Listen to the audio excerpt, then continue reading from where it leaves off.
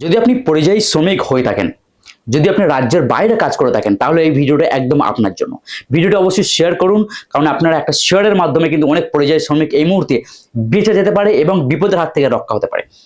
আমরা সবাই জানি কিন্তু সামনে ভোট, সামনে নির্বাচন, এবং নির্বাচনকে কেন্দ্র করে কিন্তু প্রচুর মানুষ একটা আতঙ্কের মধ্যে রয়েছে যে আমাকে আদৌ কি ভোটটা দিতে হবে বা বাড়িতে যেতে হবে।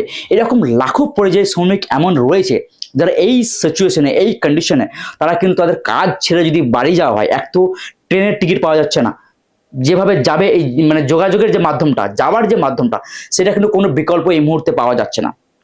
ট্রেনের প্রবলেম, বাসের প্রবলেম, টিকিট পাওয়া যাচ্ছে না, টাকা পয়সার এই প্রবলেম, গ্যাসের প্রবলেম, অনেক মানুষের হাহাকার চলছে, মানুষ খেতে পাচ্ছে না।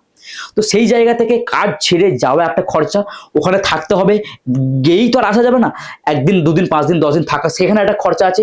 তারপর ওখান থেকে আসবে, সেখানেও আবার টিকিট পাওয়া যাবে না, সেটা নিয়ে একটা ঝামেলা।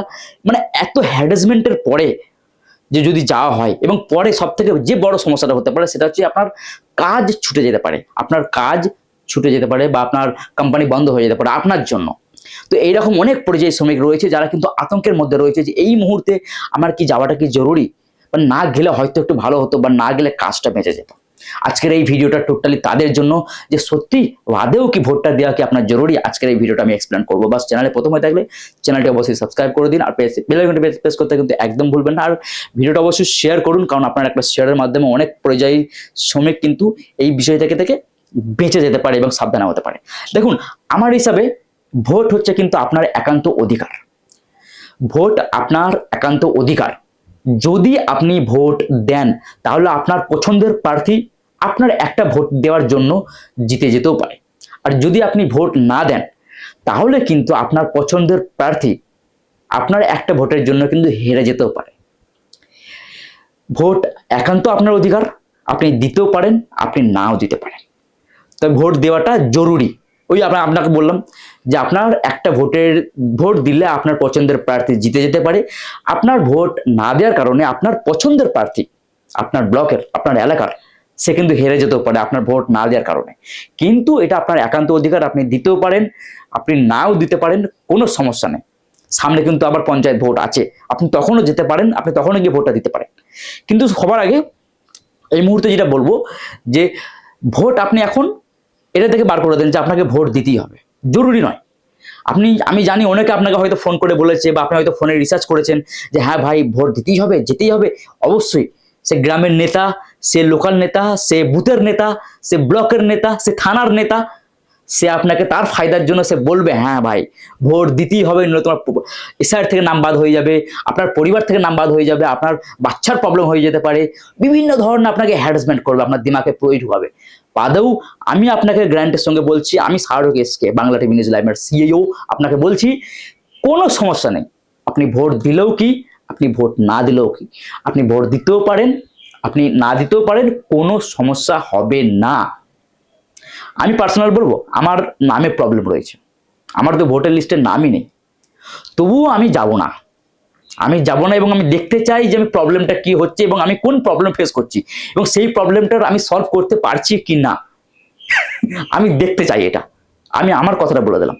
এবং তবুও আমি আপনাদেরকে বলবো, যদি আপনার নাম ওকে থাকে, আপনার এসআইআর যদি নাম থাকে, আপনার যদি ভোটার লিস্টে যদি নাম ওকে থাকে, তাহলে যদি আপনার এখন এই মুহূর্তে প্রবলেম থাকে, তাহলে আপনার ভোট দেওয়ার কোনো প্রয়োজন নেই। আপনি যদি মনে করেন যে গেলে ভালো নয়, বা না গেলে কিছু সমস্যা আছে, বা যদি একান্ত মনে হয় যে আপনার প্রয়োজন নেই, তাহলে আপনি কিন্তু নাও যেতে পারেন, কোনো সমস্যা নেই।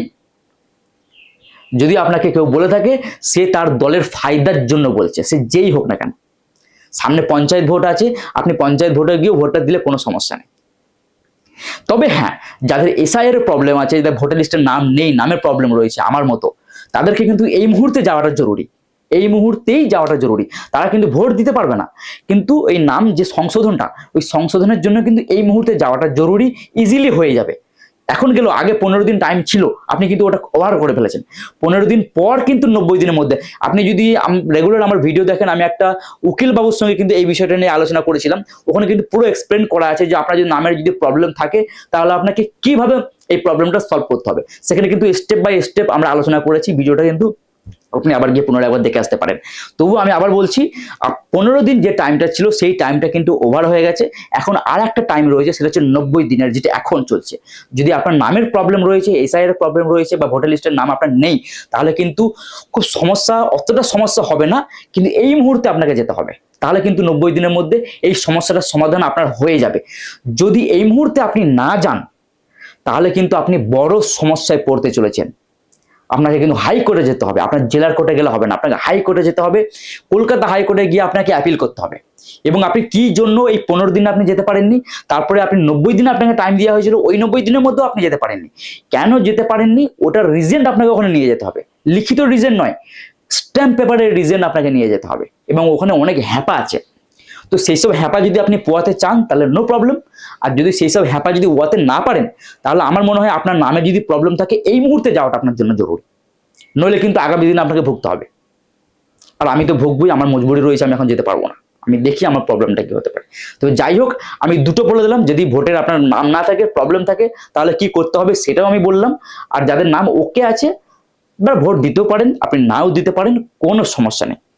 যাই হোক, আমি আশা করব আপনারা যে প্রবলেমটা নিচ্ছিলেন, যে টেনশনে, যে চিন্তিত আপনারা ছিলেন যে ভোট দিতেই হবে কি না দিতে হবে, আশা করছি আপনারা এই সমস্যাটার সমাধান হয়ে গেছে, যে চিন্তা ভাবনাটা আমি দূর করে দিয়েছি। তবে হ্যাঁ, ভিডিওটা অবশ্যই অবশ্যই শেয়ার করুন, কারণ অনেক পরিযায়ী শ্রমিক রয়েছে যারা হয়তো এই বিষয়টা নিয়ে এখনো জানে না, যে তাকে কি করতে হবে না করতে হবে, চিন্তার মধ্যে রয়েছে।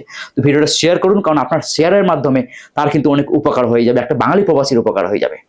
বাদবাকি এইরকমই ইনফরমেটিভ ভিডিও দেখার জন্য কিন্তু আমাদের পেজটিকে ফলো করে রাখুন। দেখা হচ্ছে নতুন একটা ভিডিও, নতুন একটা ব্লগে। ততক্ষণ পর্যন্ত ভালো থাকবেন। জয় হিন্দ, জয় বাংলা। ধন্যবাদ।